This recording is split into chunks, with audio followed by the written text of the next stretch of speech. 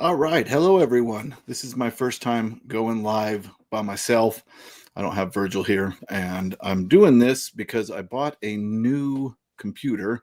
The Macintosh that I was using was like 15 years old, and that StreamYard problem that we had the other day was enough to tell me, okay, I need to find another computer. So I bought a new computer, and I am just testing it out. Now, I tested it not by going live, but just by checking it out with the webcam that this came with, and I hated it. So I went and I bought another webcam. So this is the new webcam. Hello, Captain Infinity, and hello, Dagon Studios.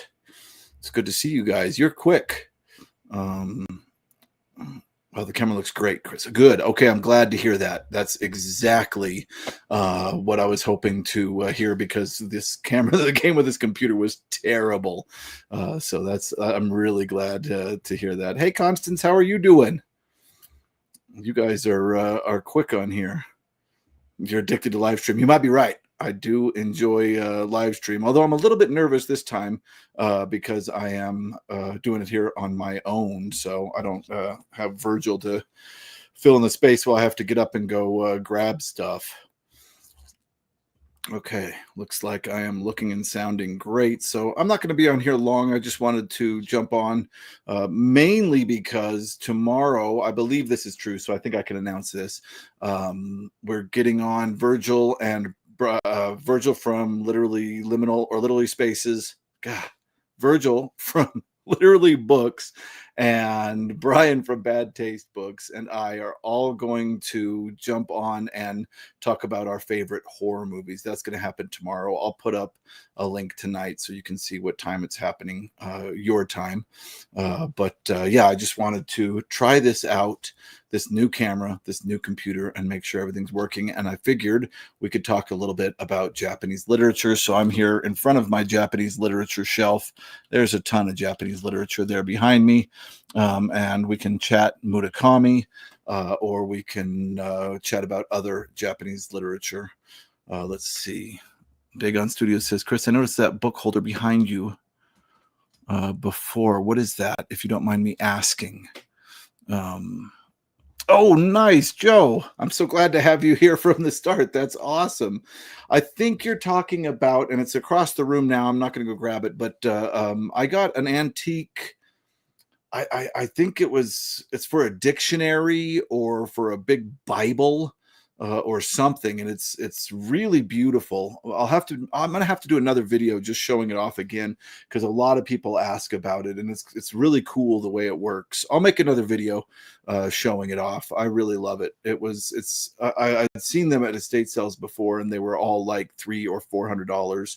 And this one, I talked them down to 80. No, I think 75. So it was really worth it. I was really happy to get it. Prospero's books kind of deal. Yeah, you bet, man. All right. Let's talk a little bit about Murakami. And of course, if you guys want to change the direction, you can feel free to do so in the live stream. But until we find a direction, I'm just going to talk a little bit about my Murakami collection. I did not bring my copy of Hard-Boiled Wonderland over here, but that was the first book that I ever read by Murakami, and I took a Asian studies minor, is what they called it, when I was getting my bachelor's. And for me, mainly, I took as much Japanese classes as I could find, specifically because I was interested in Japanese literature. I discovered Japanese literature with people like Yukio Mishima and Junichiro Tanizaki. And then I was taking this culture class and having a wonderful time. And one of the books that were assigned to me was Hard-Boiled Wonderland and the End of the World. And of course, I grew up with folk and fairy tales and fables and myth and all that, which is really fun kind of liminal stuff. But Hard-Boiled Wonderland and the End of the World was the first thing I ever read that blew my mind in such a way that I wanted to find that again. I kept constantly looking for that. Let's see what's going on in chat here. I've been meaning to ask if you have any Liminal Spaces shirts for sale. That is something that I want to do. I want to get some mugs and some shirts and stuff like that. I don't know how, and all it takes is research. I just need to sit down and do my research. But yeah, that is a plan for the future. Absolutely. Um,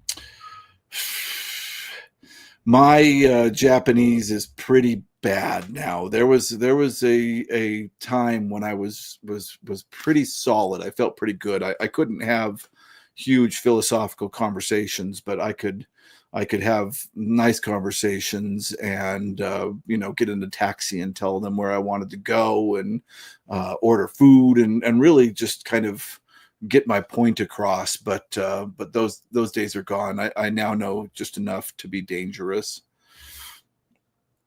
Let's see. You mentioned Hard-Boiled Wonderland in the context of a discussion on vague endings. Is that right? Absolutely. It was probably for me at the time that I came across it was the vaguest ending that I had ever read, and I think when we were talking about that last time, it is the type of vague ending that I really enjoy, in that it doesn't feel like Murakami just like couldn't figure out what he wanted to happen.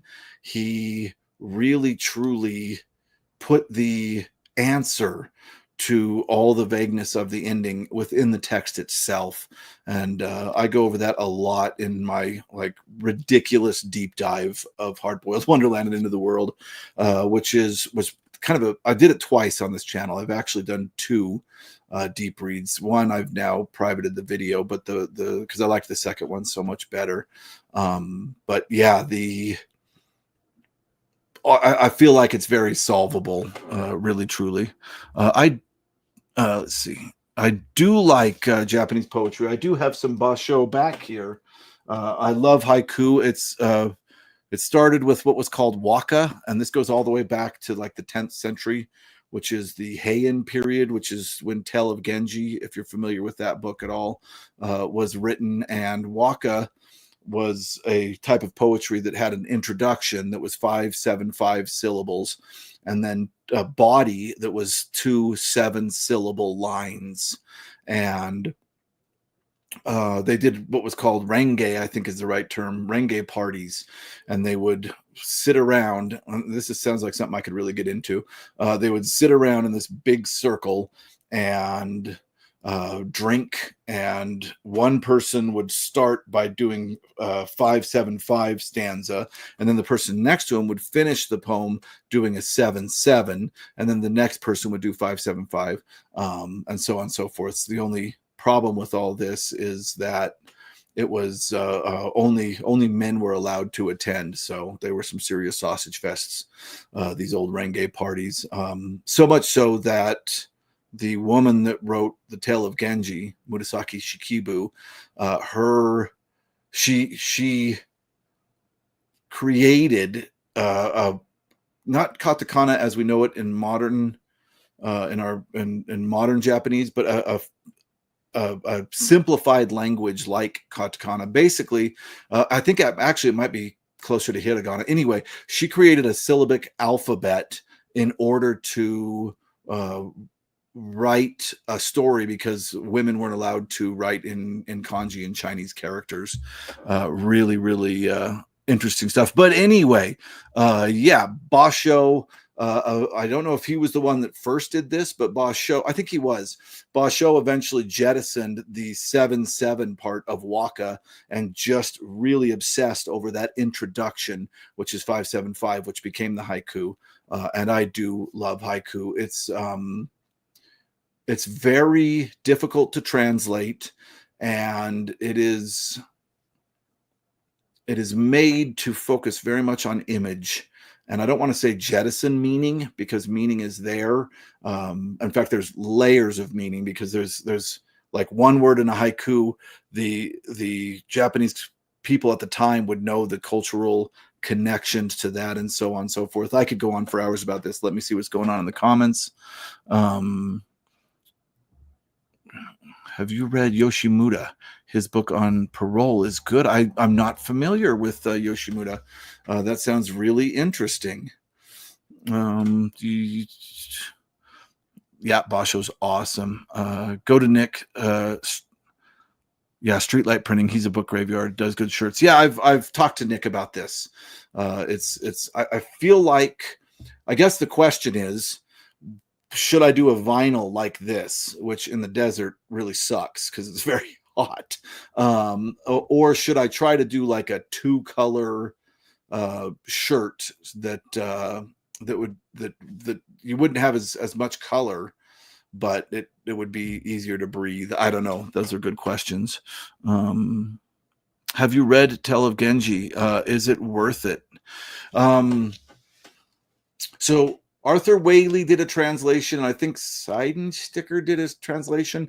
If I had somebody else here live with me, I would run and go get these books and hold them up because they're absolutely beautiful. And yes, I love Genji. I mean, it's interesting to read like kind of the world's first prose, and I know that's debatable, but a lot of scholars think that that's the world's first actual novel.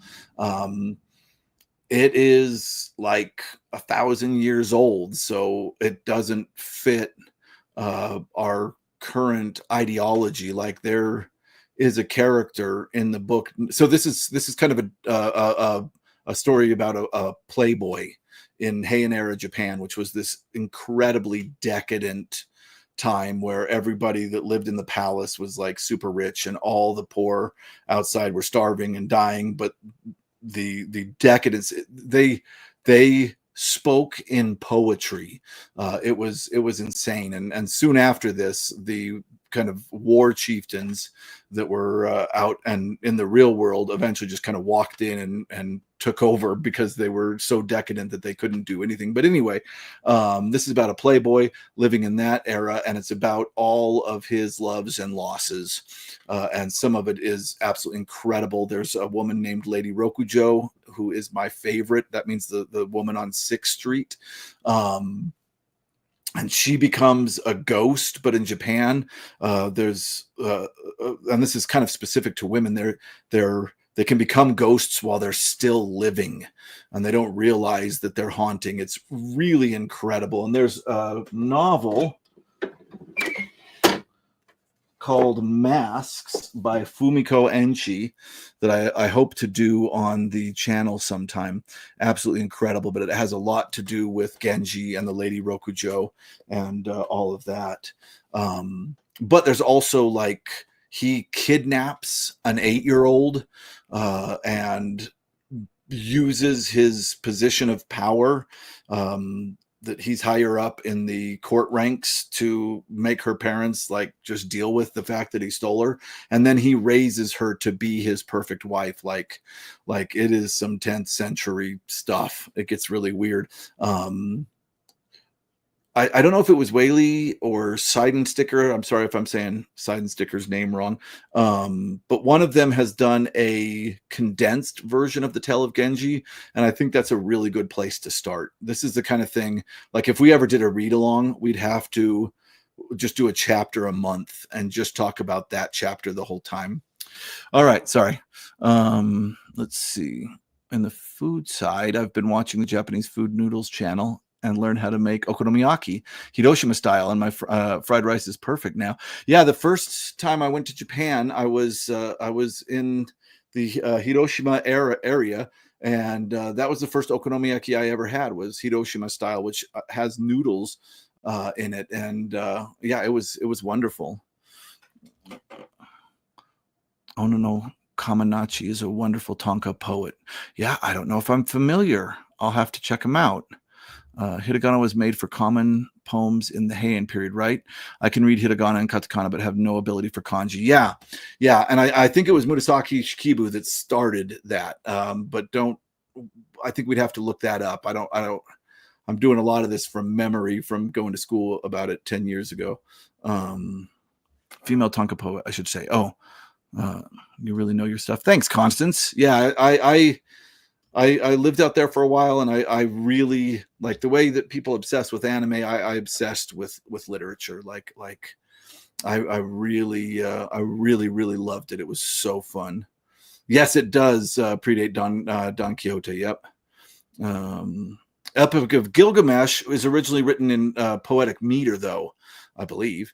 So I don't think that counts as prose, so it can't be the first novel. But you're right. Epic of Gilgamesh. In fact, I just read an article today that somebody has recently discovered another stone plate that has an earlier version of the flood from Gilgamesh and the Noah story. Really, really cool stuff. Bhagavad Gita is, I think that's what you're talking about. Yep, that's really old. Um, oh man, thanks for watching, man. It's really wonderful. A chapter a month. That sounds interesting. Yeah. Um, yeah. I don't know if I'm ready. We'd have to start a new channel for that because I don't think that my sci-fi horror fantasy people would enjoy that as much. I have been thinking about doing a shoot off channel where I talk about folk and fairy tales and myth and poetry classics, just a place where I can talk about everything else that isn't what I talk about on the channel. Okay, sorry to change the subject, but can you imagine the Three Stigmata of Palmer by Dick as a film adaptation? Ooh, that's a really good question. Yeah, those, and this is a tiny bit of a spoiler, but it won't. I mean, it won't hurt for you to know this, but those moments of intense hallucination where he's under the influence of Chu-Zi, and in his brain years pass as he's like a picture on the wall, I think would be very difficult to translate to film. It's weird because I feel like anything could be a great film if it's handed to the right director, if it's handed to somebody that has a passion for it. We talked about when we were talking about the book Pin by Andrew Niederman. There's an 80s movie made of this horror book called Pin. And it was okay. What we talked about, like, what would Ari Aster do with the novel Pin? How incredible would that movie be? And I think it would be absolutely amazing. And I think, yeah, I think that if you gave Palmer Eldritch to the right director, and I'm not as good as my brother as knowing which directors are great right now, but I think somebody could make a great Palmer Eldritch movie, and they'd have to take risks. They'd have to translate it from the page to the screen, which is a very difficult process. But I think it could be done. Absolutely. Yep, the Norse Edda.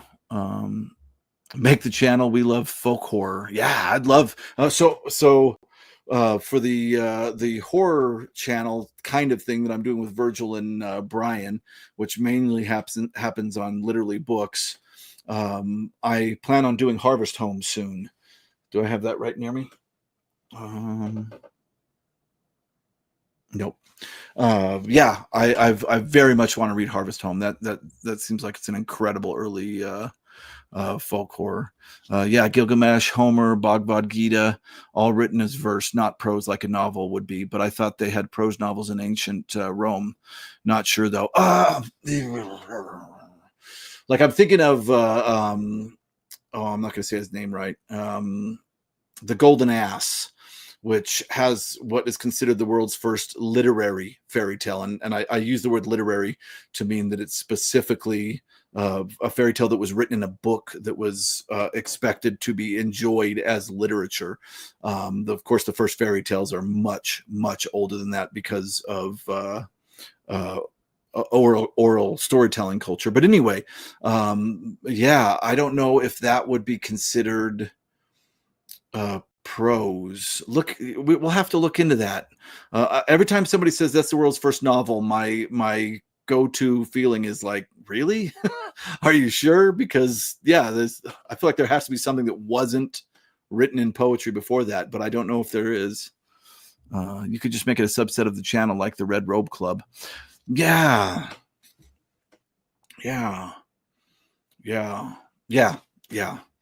Um, I know almost nothing about Japanese writing. Do you have a top three? I could throw one together really quick. Um, so this is, I wrote my honors thesis on this one um, for my undergrad, and it's Yukio Mishima. It's called Spring Snow.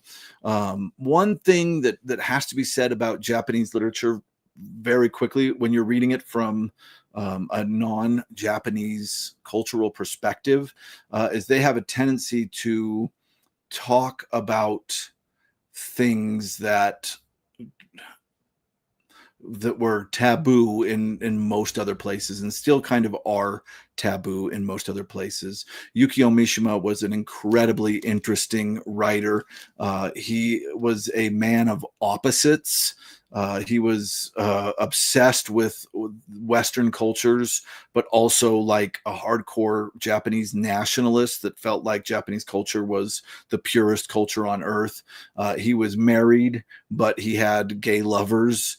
uh, wild individual. And I find that a lot of Japanese writing is about obsession. And Spring Snow is the beginning of a tetralogy. There's 4 novels in this tetralogy, and each of them are about a different type of obsession. And this first one is about an obsession with love. And at the very beginning, there is an idea posited that is truly, I feel like, very Japanese. And that is that the truest love that a person can have can only be experienced before they meet the person they're in love with. And what they mean by that is there's this woman that plays piano, and he can just see the profile of her face as he walks to school every day, and he falls in love with this woman, and never meets her.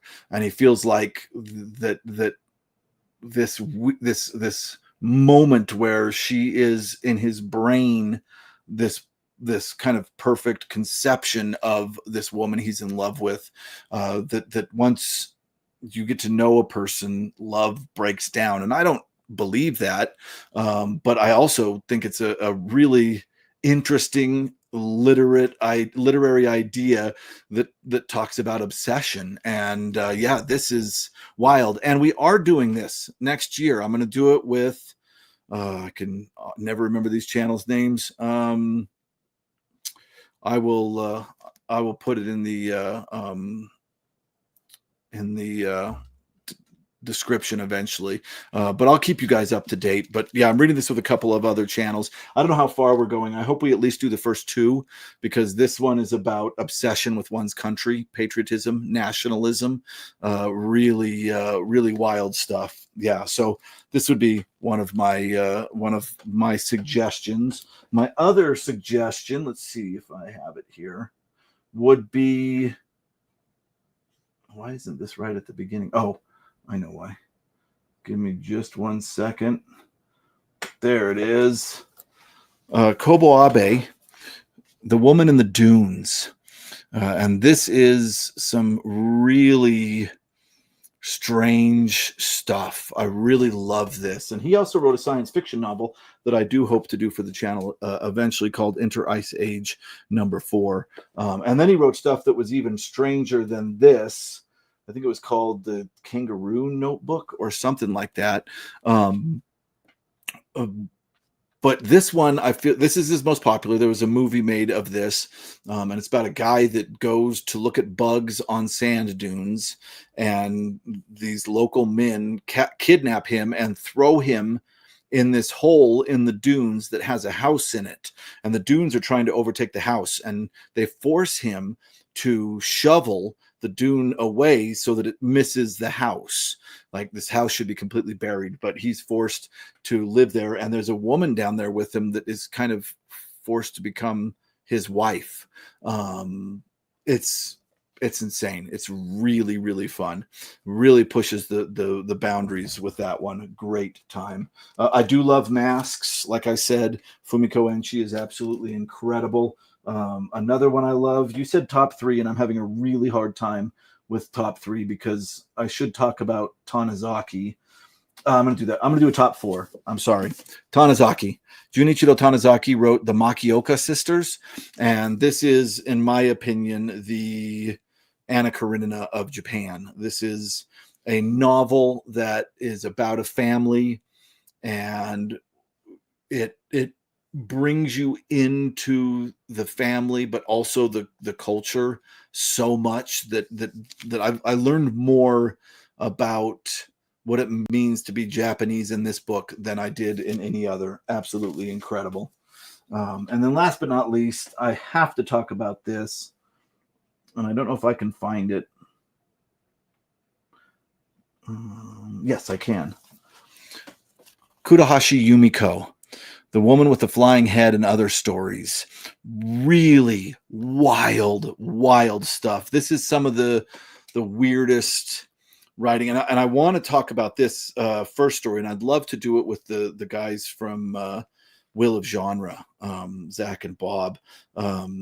Just insane. So this first story is called Uchujin, which means extraterrestrial, and it's about this brother and sister that discover an extraterrestrial, an alien, but the alien is a void. It's a being that is a form of nothing.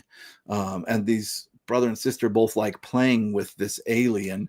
And then they get older and they start playing with this alien sexually. And eventually the story is about them on the bed, both experiencing enjoyment with this alien. I told you this was weird. And the final image you're given is that this alien is empty space. So it's just those two. It starts so surreal, and then it just becomes it's like Pin in the tiniest version of the novel Pin. It's really wild. All right. Let's see. Mandy with Nick Cage is very out there. I've heard that. I want to see it. Folklore, yes. Do I have a Discord server? Yes, I have a Discord server. It's connected to my Patreon. If you would like to join the Discord server, we have a ton of fun, but it is connected to my Patreon. I have been, go check out the Patreon. I also put up stuff over there that I don't put up here on YouTube.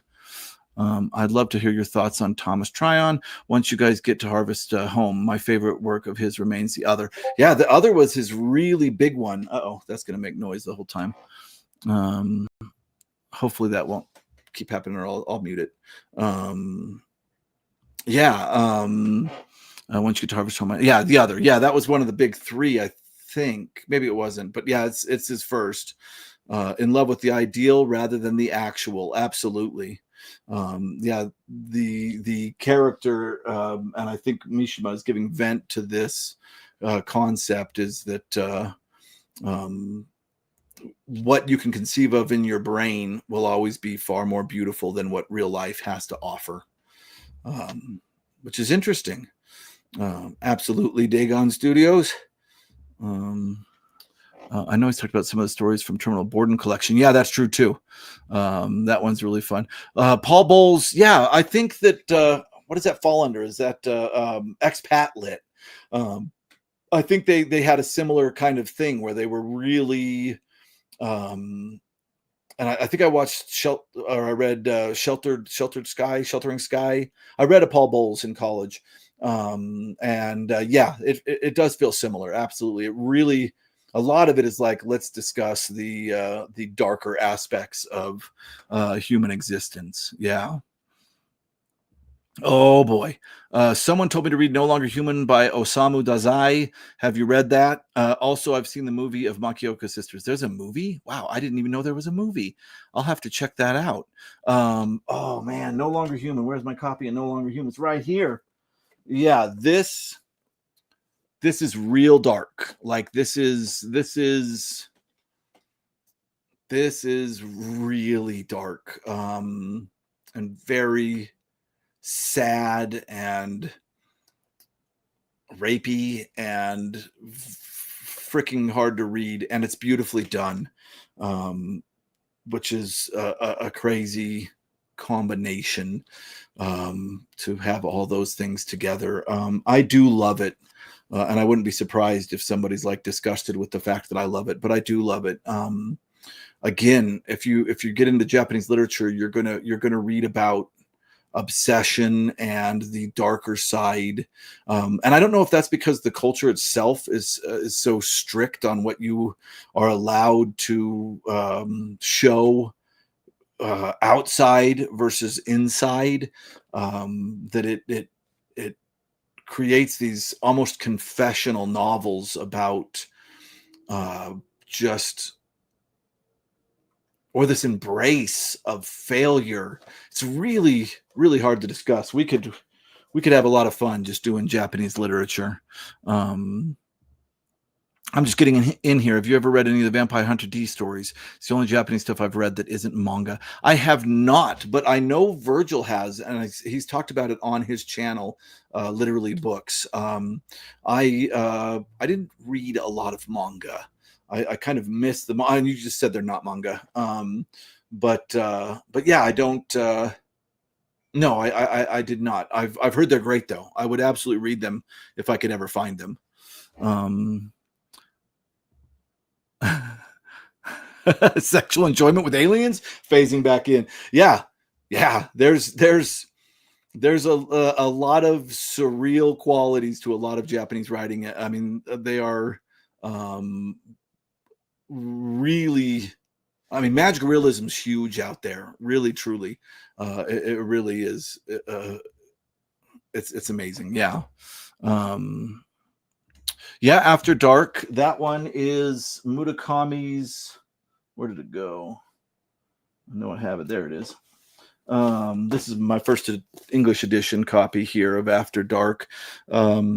This is for me kind of when I started getting out of Murakami a little bit. I agree with you. It absolutely is an interesting tone, and it is the kind of tone that I've been talking about, that weird confessional tone.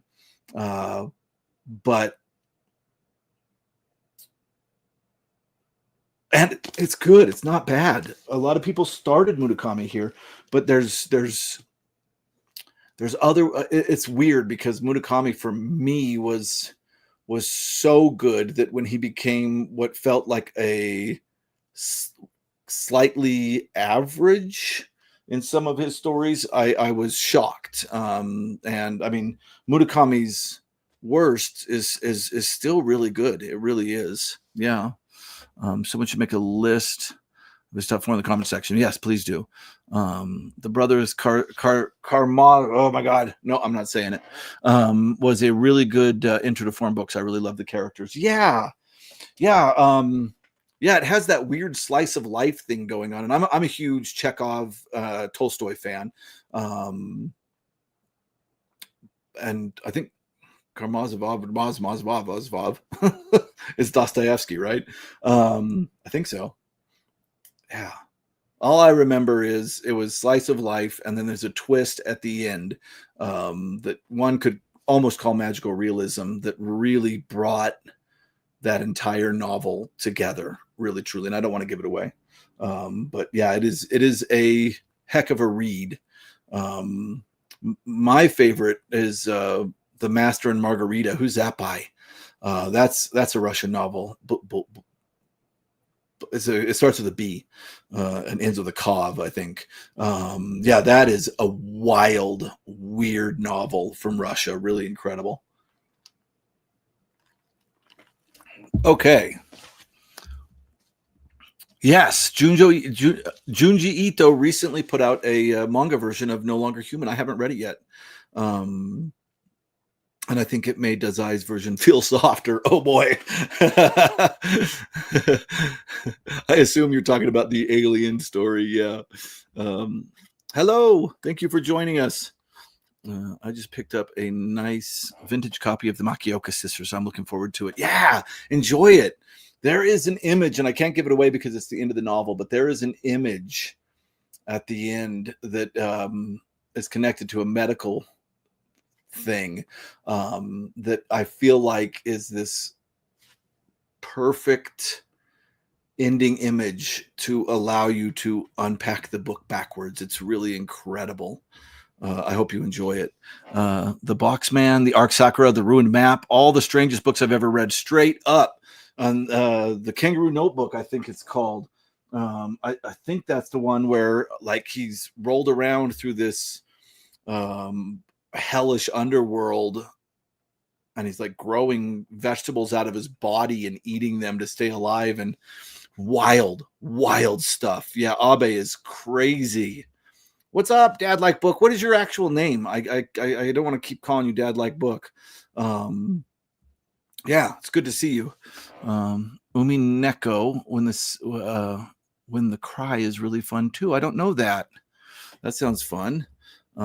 Is it a post World War II influence? Is it a post World War II the influence in their modern literature? I knew it was in the first Star Blazers series. Dang it, I've lost the thread of what we're talking about at that point. In their modern literature, I know, of course, yeah, post World War II is going to be important, and absolutely influenced their modern literature. If you think about one of Murakami's most beloved, the Wind Up Bird Chronicle, there is a section about World War II, and in a lot of his novels, there's connections to World War II. Yeah, I definitely think so. Most manga is tough to recommend to adults. However, Berserk might be my favorite story ever told. Speaking of the darkness, confessional tone you reference. Yeah, it's weird because it is strange. And I watch anime. I like anime. Some of the stories in anime are better than any of the stories I see on TV here. But you're right. It is strange. And every once in a while I'm watching an anime and I'm like, oh God, why do they have this character? And why is this character doing this? But yeah, I believe very easily if the manga is like the anime, then you could have some amazing, incredible stories. Anytime anybody says, anime is for kids, I always think about like Nausicaa and stuff like that. I know I'm kind of outdated. But yeah, I think there's some real adult stuff out there. Absolutely. Oh, I can ignore that for now. Yeah, sorry, Joe. I didn't. I hope I understood what you were talking about. Yeah, my Alice in Wonderland bronzes. Alice in Wonderland is. I would love to say I read the book first, but I saw the Disney movie when I was growing up, and I was obsessed with how strange that movie was. And then I remember in the 90s when I was a little bit wild, there was a acid sheet that you could get that had like a John Tennille. I don't know if I'm saying his name right. I don't know why I can't think of that all of a sudden. Picture that was for the sheet of acid, and so somehow Alice was connected to the drug scene. But yeah, it's a book that was kind of always there in every chapter of my life, and even getting into liminality and the folk and the fairy tales, like it's always kind of been there. So I really love it. I really do. It's a great story. It's wild and kind of, I don't want to say it's the first fantasy because it's not. There's fantasy before it, but to me it's that first real dive, no pun intended, into liminality. The cat, yeah, the Cheshire cat. There's Cheshire. Yep, the cat. This is very helpful. I'm finding out I have very little experience with Japanese literature. Yeah, and Master and Margarita is Bulgakov. I said it was a B and in with Kov, so I did all right. Mikhail Bulgakov. He also wrote Heart of a Dog, which I have not read, which is about a dog that becomes humans. Oh, that sounds interesting. Wow, yeah, that's something I'll have to check out. Bulgakov, Master Margarita from Poland, I think. Is that true? I thought it was, well, it could be. I don't know. Yeah, I'm not. Obviously, I know way less about Russian literature than I do about Japanese literature. Braden. Okay, good. I'm going to remember that. That's easier than saying Dad Like Book every time, which, by the way, is a great channel name. If you guys haven't checked out Dad Like Book, go check him out. Umineko changed my relationship with reading permanently. Very glad to see people still talking about it. What is Umineko? I'm missing it. I don't know it. Shrooms will do that. Embracing failure and focusing on the beauty that only lives in my head. Check and check. It's really wild stuff. It's really and it often takes kind of a sometimes dark, gross, perverse path to get there, but it's really interesting if you have a little bit of thick skin, man. Japanese writing is incredible. I've read Confessions of a Mask and Convenience Store Woman. That's about it for Japanese novels. I love Confessions of a Mask. That's Mishima talking about. It's a novel about homosexual love in Japan. It's very wild, and The Mask, of course, is a metaphor for hiding who you are. Really wonderful novel, and I've heard a lot about Convenience Store Woman. I'd love to check it out. I just recently read the whole. And I'm not going to remember the name of the writer right now. I'm sorry. I don't have it in my head. I listened to it on Audible. Ooh, I can look it up on Audible really quick. And I just recently ordered the first edition off eBay because I loved this novel so much. This is the most modern Japanese literature I've read. And I loved it so much that I had to go out and buy it. That first edition. It's by Hiroko Oyamada. Hiroko Oyamada, and it's absolutely incredible. But yeah, Convenience Store Woman, I think, is one that is earlier that kind of started this feminine wave of Japanese slice of life with a little bit of strangeness writing that I feel like the whole fits perfectly into that is absolutely incredible. I really loved it. I'm so excited to crack that open. The closest I can think of when I was grabbing all that was, of course, Banana Yoshimoto, who is an absolutely wonderful magical realist writer. But I feel like she came from a different direction than most of the men that were writing that stuff at the time. Really wonderful. I think Kitchen is her most famous one. And I don't think I have Kitchen up here. I have a ton of her books and not Kitchen. I must have taken it down to read it or something. What other than Wind Up Bird Chronicle would you consider Murakami's strongest? Okay, that's a great question. My next choice would be A Wild Sheep Chase. This is a wild novel, and it's actually, and so this is the second Murakami I ever read, and it's actually the third book in a trilogy, but Murakami really did not want these first two novels, which are his first two ever, the first in the trilogy. Let's see if I can pull these out. I don't know if you can hear me when I have my head turned.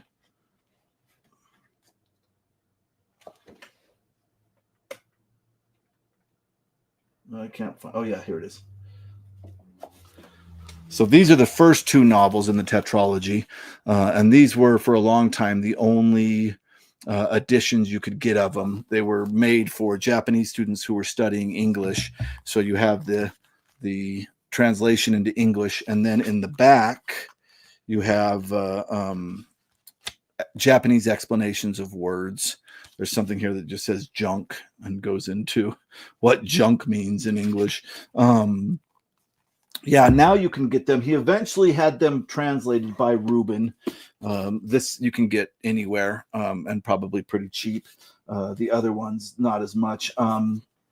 J. Rubin is a very literal and very scholarly translator, which I don't like as much as the first Murakami translator, who was Alfred Birnbaum.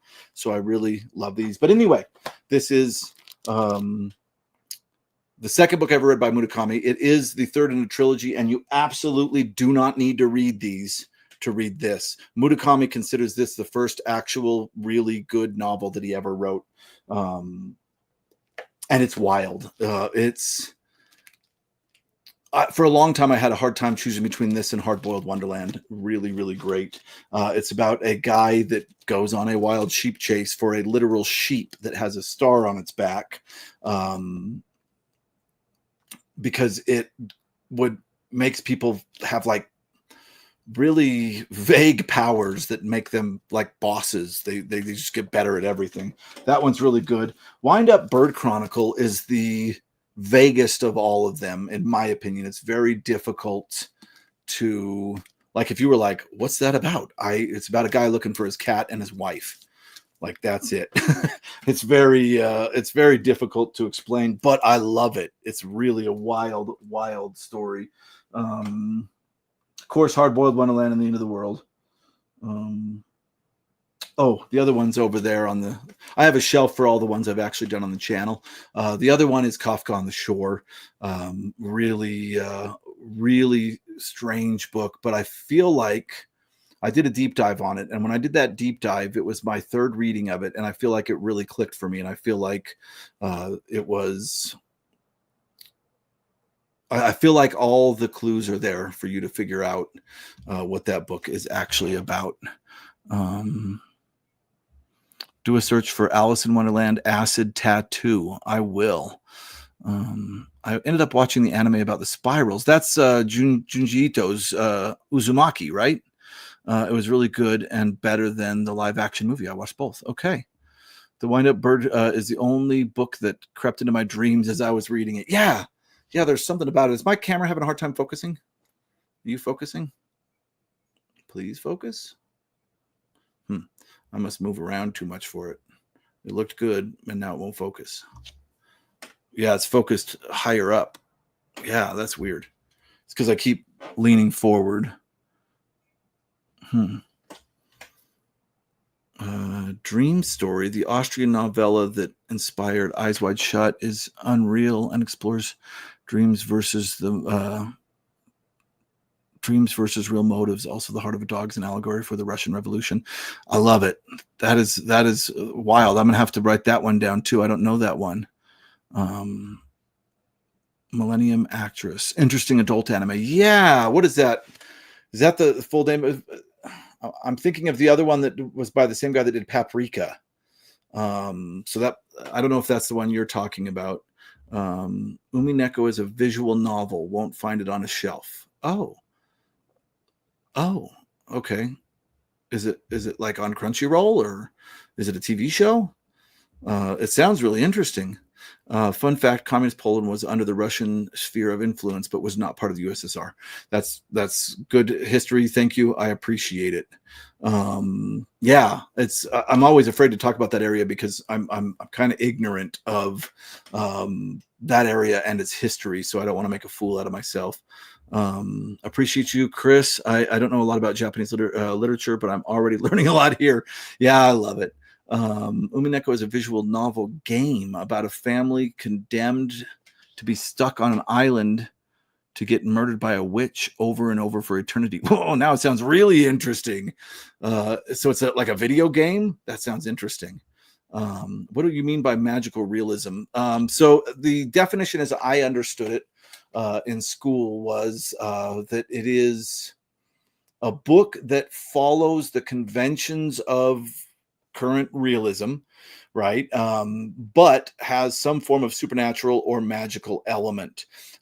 So the main kind of focus of the book is usually people reacting in a very realist way to an absurd situation.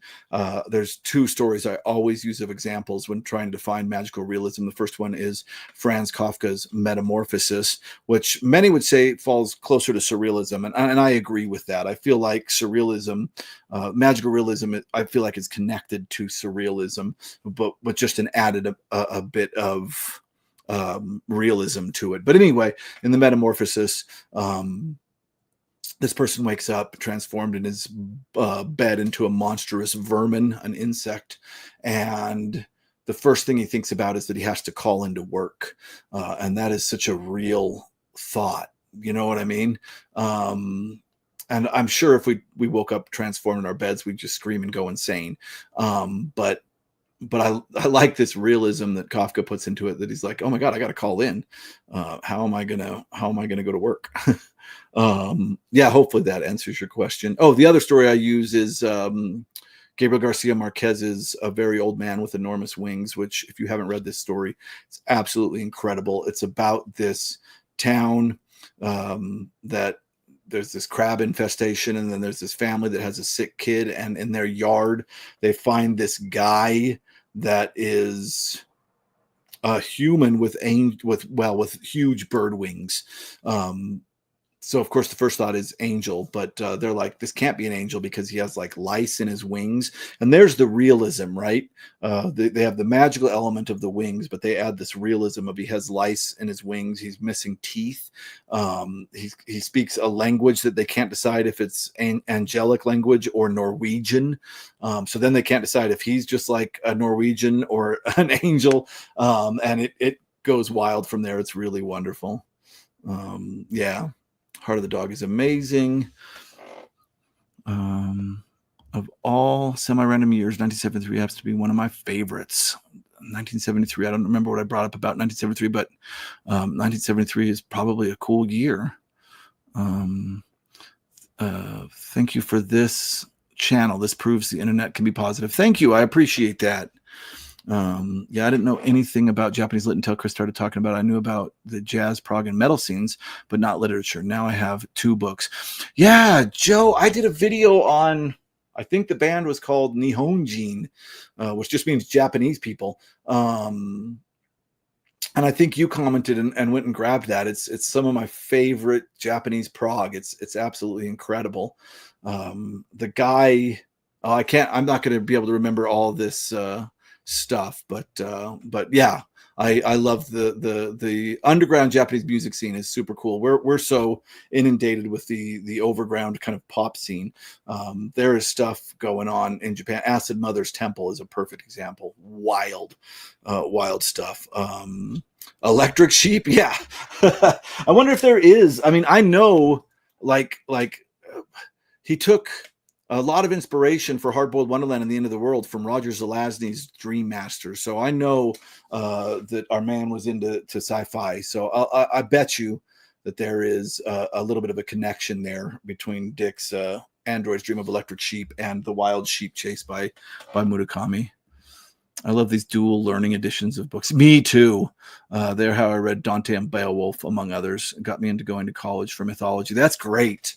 Yeah, they're really, really, really wonderful. I would like to get the whole collection, but it's weird because, of course, shelf space in this house is very important. And like, I don't know if I need, like, for instance, they did a Through the Looking Glass in this Kodansha English reading library, and I don't know if I need that because I have a much older antiquarian copy of that. So, yeah, Wild Sheep Chase.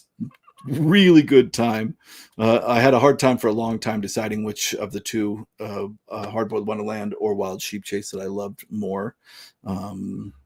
Speaking of Japanese lit, there's a manga series I've heard is really amazing but underrated called Blame, which is dystopian, far future sci-fi, and best of all, it's short. That sounds wonderful. Yeah, I'm not familiar with it. Oh man, I missed a big chunk of the surprise stream. Yeah, I didn't tell anybody. I'm sorry. Really, I'm just doing this to test my computer, which seems to be working lovely. So that's good news. I'll announce again tomorrow. Virgil and Brian and I will be on here live talking about our favorite horror movies. It's going to be a riot. So hopefully you have some time tomorrow. Can you talk about Barn Burning by Murakami versus the film adaptation? Okay, I remember Barn Burning, the story, barely. Is that in The Elephant Vanishes? I think it is. Haven't seen the film. Tony Takatani, I saw the film. Man.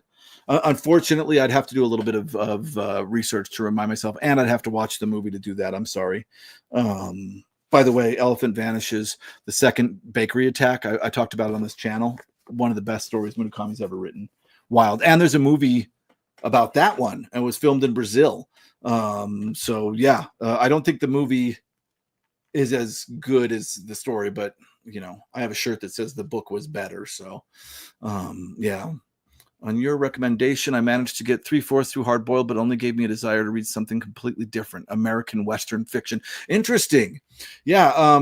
There's a so he was really inspired and hard-boiled by Raymond Chandler, I think, is another person that and Murakami is also a translator. He translates books from English into Japanese. And yeah, he was really inspired. So it has a feel. I could see you reading that and suddenly wanting to go read some classic American stuff or some American pulp because his voice, I think, is inspired by a lot of that stuff. I do hope you go back and finish it. It's a wild novel. Autofocus is like auto spell. Check. Computers have no common sense. Very sci-fi. All right, good. I'm just not going to worry about it. Were you thinking of Perfect Blue, the anime movie by the guy who did Paprika? Yes, I was, and yes, it is amazing. That was. I watched that way back in the day, and I was like, "Whoa, this is some adult anime. This is wild. Yeah, really crazy."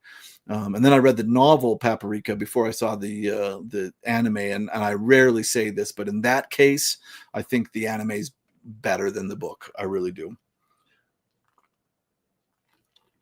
I also think that's true of Fight Club, and Chuck Palahniuk agrees with me on that one. He said it himself that he felt like David Fincher had a more streamlined, better idea of what he was trying to say. Teko no Kinrit is the Paprika movie you are thinking of, probably. Yes, it is amazing. I think the movie I'm thinking of is called Paprika. So I wonder what Teko no Kinrit is. Sounds interesting. Cheers for the work you put in this channel. Enjoy listening to your thoughts. Thank you very much for watching. I really appreciate it. Tekon is the best. So he must be talking about that same movie. How do you feel about Dance, Dance, Dance? That's a really good question. Dance, Dance, Dance is also the first of his early novels that I do not have a first edition of. I just have this old vintage edition. I didn't love Dance, Dance, Dance. And it's really weird because everybody calls this the trilogy of the rat, but this, with Wild Sheep Chase and these two, this is the fourth in that trilogy. It's actually wraps it up. So truly, this should be a tetralogy, but nobody ever calls it that.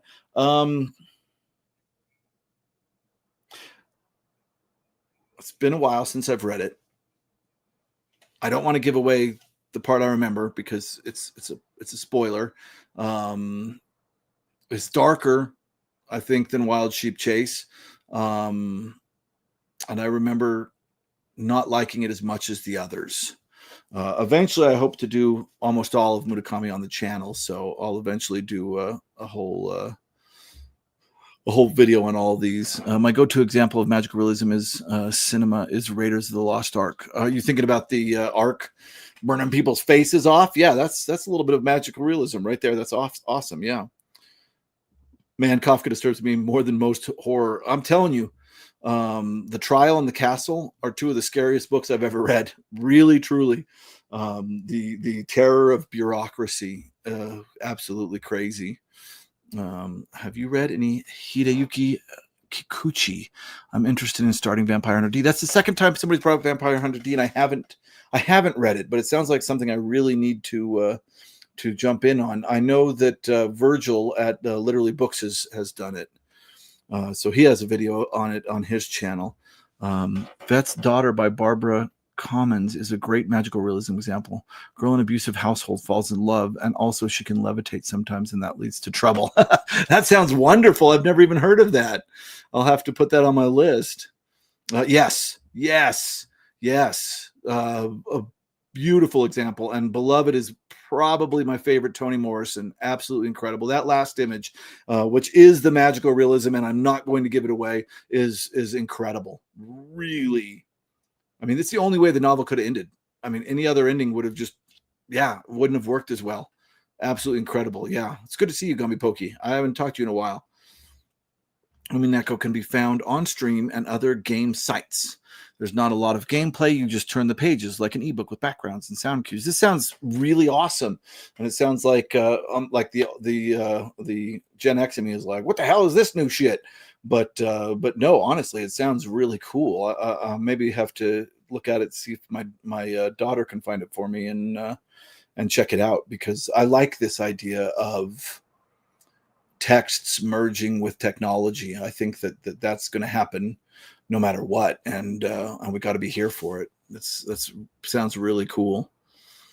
Let's see, what time is it? 6:42. Okay. Also, thank you for your channel and for your discussions. Futurological Congress changed what I viewed as possible with fiction. Yeah, Futurological Congress is so wild, because when I first started reading it, I was like, uh-oh, because I'm not a huge fan of satire. I can enjoy it, I can appreciate it, but it's not my favorite thing ever. But I was enjoying it, but I was like, man, if this whole novel's like this, I'm going to be a little let down. And then halfway through the novel, the second half kicks in, and some of the best sci-fi I've ever read. I mean, it's insane how good the second half of that book is. It's so fun.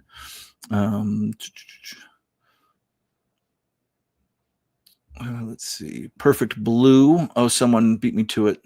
Satoshi Kon is the writer-director of those, in Paprika. Yep. Give Paranoia Agent a try. I'm going to have to go back through these and write all this down. I liked Arendria. Oh, by Marquez. I'm not familiar with that one. I read every Murakami up until After Dark. I've read everything after Dark, but I feel like for me, that's when it kind of fell apart for me. I'm sorry if you're all checking your Discords. That was mine. I know we might as well get this out of the way. It's crazy to me because a lot of people that are into sci-fi gravitate to IQ 84, and it is sci-fi, and it's something that's always bugged me, because I feel like Hard-Boiled Wonderland and the End of the World is literally his most sci-fi book. It's incredible. This one was the first time I was reading Murakami, and it felt like a slog. I don't love this as much as many people do. I don't hate it. I just don't love it as much as I do the stuff that he was doing before. And Killing Commendatori, I petered out on. I DNF'd. There's this. I don't know if he's bloated his writing, if it's Stephen King syndrome. I don't know. But yeah, this is my my edgy, unpopular opinion. Is IQ 84, in my opinion, is not one of the ones that I would put in the top 5. It just isn't. I didn't like it all that much. It's weird. I read the entire thing, and what I remember most is people hanging out in parks that were supposed to meet that don't meet each other. Like, I feel like half this book is a person hanging out in a park, and I know that's not true. That's not what this book is about, but it's all I can remember, and that doesn't seem like, I don't know. It's just, that's not my favorite. That's my crazy take. There you go. I love Japanese prog. Funny story, my channel intro song is from a Japanese prog dream pop band called Fishmans. That's really cool. I did not know that. And I don't know that band. I'll have to check it out.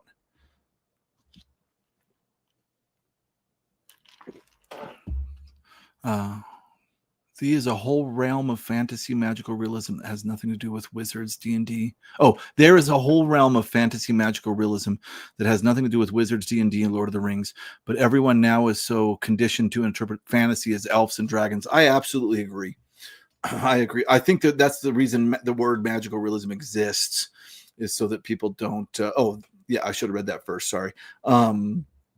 Is that people don't want people to think specific things when it's first described. Yeah.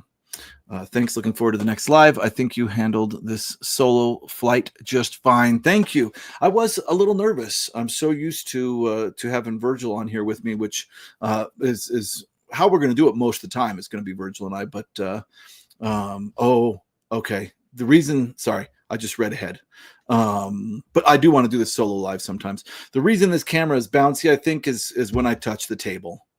Yeah, so I'm gonna have to find a different way to set this up. That's a really good. Thank you for letting me know that, because that's the point of this live mainly, is to see how well this works. So I got to be more careful about how I touch the table here. What have you learned about Japanese society and culture from reading all those weird books? I feel like I could understand the culture of Japan 50 years ago really well.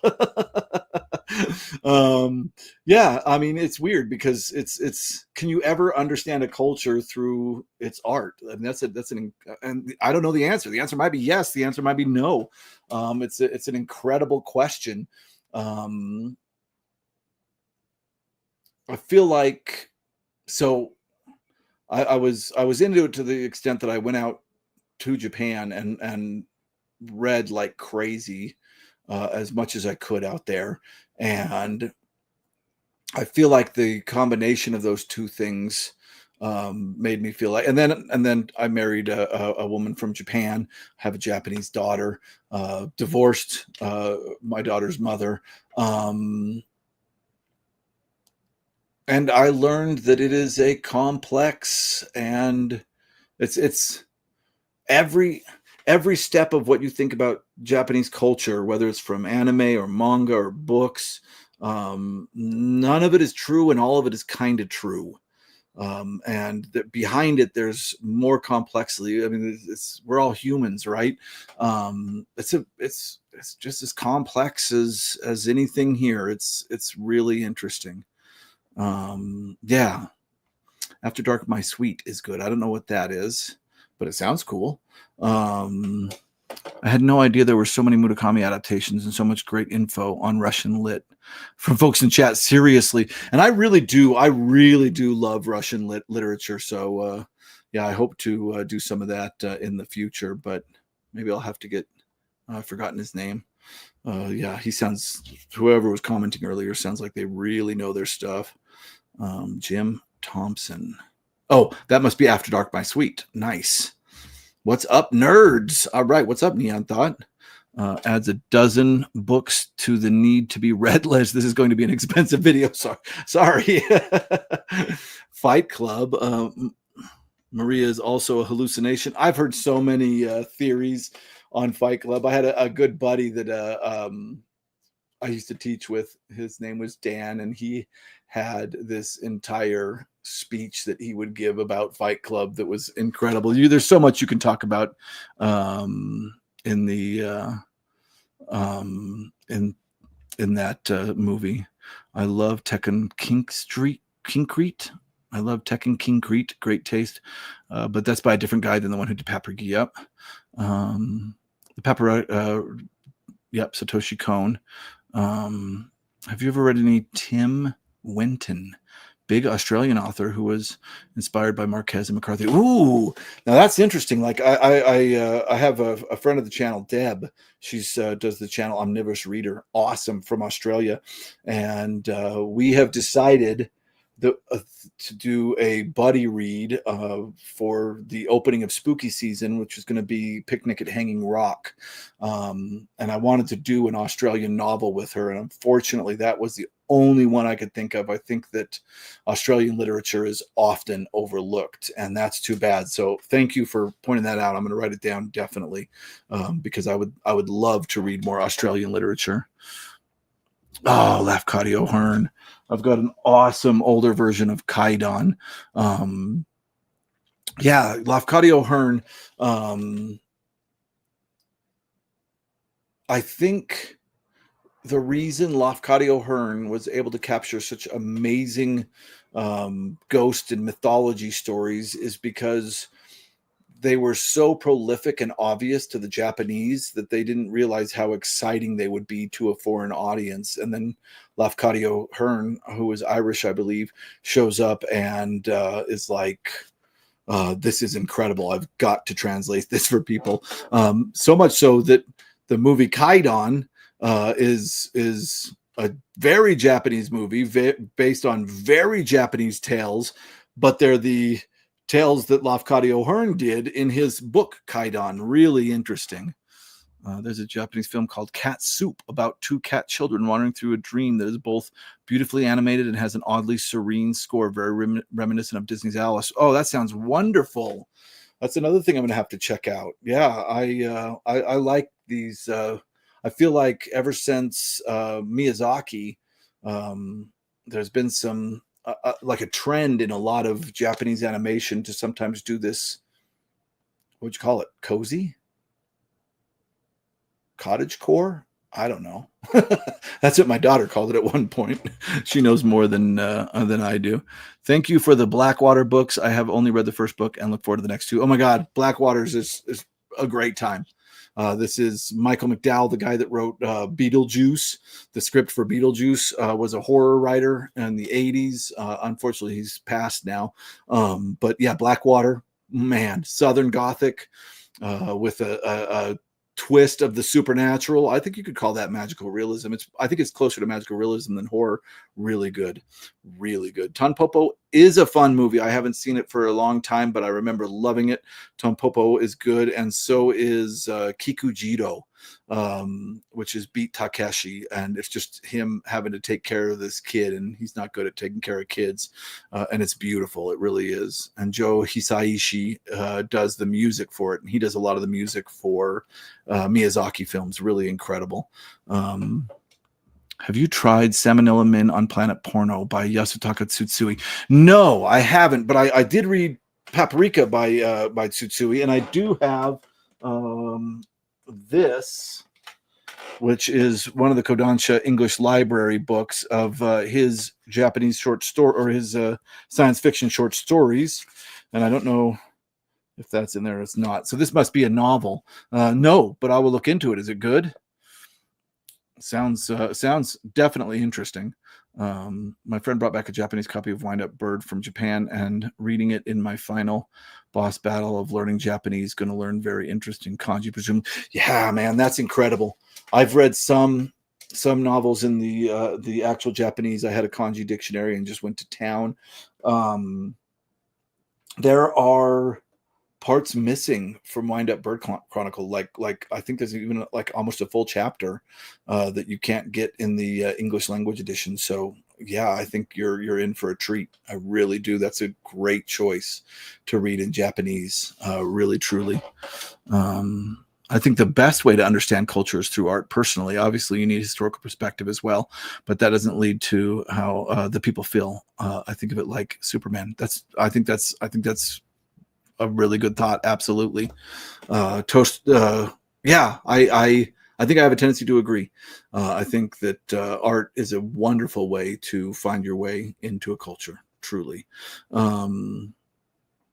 Tolstoy blew my mind. Nothing like War and Peace exists anywhere in the West. Yeah, Tanizaki, I said it's kind of the Anna Karenina of the Makioka sisters. Sorry, I'm jumping all around in my brain. I don't want to set those. I did it. I feel like this is you could also say this is kind of the War and Peace of Japan. It has that family structure and all the kind of politics of the time, and it's really wild. But yes, War and Peace was a wild read. Jewish people in New York City in the 30s certainly saw the writing on the wall is what I mean. Damn it. Oh, that must be connected to the culture one. Yeah. Is Blood Meridian magical realism? I haven't read it. I'm sorry. I don't know. If my buddy Dan was here, he loves Cormac McCarthy. He'd be able to say, but I haven't read it. I'm sorry. Thanks for the stream. I got to go. I'll be sure to comment the list of your fave Japanese novels later. And I talked about Picnic Hanging Rock on my channel. I hope you like it as much as I did. Yes, I watched that. Yeah, Curtis has a channel, Deep in the Reads, which is really a great channel. You should also go check that out. I would call Blood Meridian magical realism. The judge certainly feels supernatural. The Fight Club movie theory realization is not my own, but a YouTube video. Their carefully explained logic fully convinced me that that's the movie's intent. Absolutely. All right, I got to start closing this down. A lot of Australian literature suffers from cultural cringe. It's almost as if we undermine our own mythology and connection to the abstract at the expense of Americanizing being bogan. That's interesting. What do you think of? And maybe you can just comment when I put out the video. I'm interested to. I haven't read Picnic at Hanging Rock yet, but I'm interested to see how you feel about that. I know when we decided to do it that Deb was like, I had to read that book in school, and I'm not going to tell you my opinion on it until we've read it and we talk about it. So maybe that's not a beloved book. The movie, I loved the movie growing up. So yeah, we'll see. But that's interesting. Okay. Unfortunately, they had to deal with the aftermath of what the U.S. did to them, which also made them the only country to experience that kind of. Yeah. They're the only country, I think, that I forgot. Yeah, that had a bomb dropped on them. Actually, not a bomb, but an atomic bomb. Anyway, yeah, it gives kind of a unique perspective, and it's weird because I connect Hiroshima directly through the there's a type of dance, and God, I haven't thought about this in years, and now I don't remember it, which was inspired by the bomb, but I think it all goes through to like there's a book by Yu Murakami called Coin Locker Babies, which is the darkest, craziest, hard to read Japanese literature that I've ever read, and I think it's connected straight through, even though the atomic bomb has like nothing to do with that novel. It's really wild. Okay. Did you ever finish Book of the New Sun? No, we're working on it. I think we're going to start reading it this week. So yeah, we'll be doing that. And I just recently went to a sale and got Earth of the New Sun. So I now have that one. Although I am going to talk about, once I'm done with book 4, I am going to talk about it as if that is the finished product, because I think that for at least 10 years, that was the intended end of Book of the New Sun. So I'm going to talk about that as if that's the end, and then work on Rudolph Anaya. Yeah, that's my hometown. I've actually taken classes from Rudolph Anaya. Bless me, Ultima. Yeah, great Chicano magical realism, good movie. Absolutely. I have a copy of it, but it's in the other room. Seminole Man is excellent. A collection of short stories, absolutely bonkers. Sounds like a lot of fun. Yeah, okay, so I've got a collection of short stories, but not that one. I felt a sense of that in Picnic at Hanging Rock, like the book was cringing at how English the school was trying to be. Interesting. Okay. Blood Meridian fits the definition you proposed. Also, it's on one of the darkest things I've ever read. Yeah, I read The Road, and that was intense. Holy moly, that was a hard book to get through. Whew. Also, an Australian bit of magical realism, I think, is Oyster by Jeanette Turner. Jeanette Turner Hospital, all about opal mining. Great book. Wow, that sounds interesting. I'm reading the Coin Locker Babies right now. Yeah, have a good time. I've talked about it once before. I don't hate it. I think it's an absolutely incredible book, and it is gross. Like, it is wild, but it's so well written. And there's this concept. I don't know if this is big plot spoiler. There's this concept that they all heard a specific thing, and all they want, and they don't realize it, that all they want is to return to hearing that thing. This is so vague, but I was thinking about it the other day. It's interesting to me, this concept of liminality, because when I was a kid, I lived in a place that was surrounded by old barns and old houses, and we would go in them and sometimes get in trouble. But I feel like in my literature, in my reading, I'm always chasing the feeling of that exploration into liminality, if that makes sense.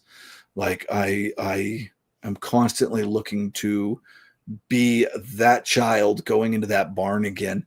Yeah, it's an interesting thought. And I feel like Coin Locker Babies is the only place I've seen that concept. They don't want the same thing I do, of course.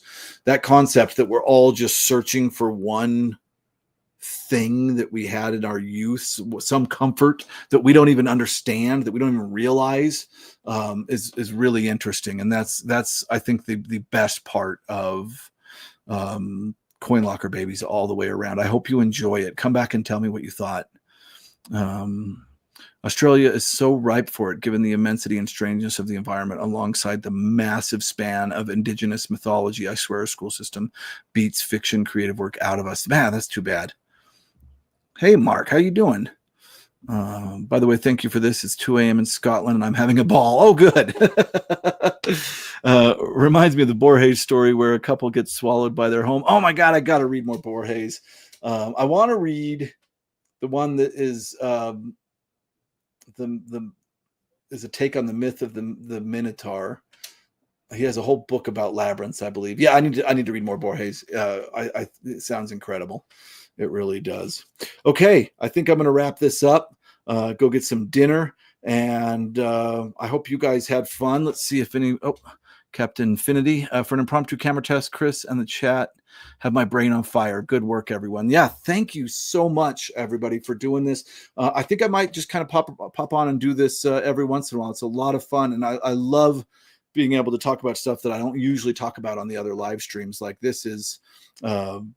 So far, it was just a different genre, and it's one that I love just as much. So, yeah, thank you very much. Borges, the Garden of Forking Paths is a Sudoku of a story. That sounds wonderful. Pale Fire by Nabokov is also insane on the topic of ergodic fiction. Ergodic? Yeah, that's, I think House of Leaves is ergodic. I just don't know how to say that word. I've seen it written a million times. Thanks for the vibe. All right, it's been a great show. Oh, you beat me to it. All right. Thank you guys very much for watching. Tomorrow, come check us out. It will be on Liminal Spaces, but this one is going to be the Secret Society of Red. It'll be me and Virgil from Literally Books and Brian from Bad Taste Books, and we're going to be talking about our favorite horror movies. And it's not even our favorite. We're picking some of the weirdest ones that we really love. So it's going to be out there, and it's going to be a lot of fun, and I hope to see a lot of you out there. All right. Thank you all for watching, and I'll see you next time. And now I have to do the uncomfortable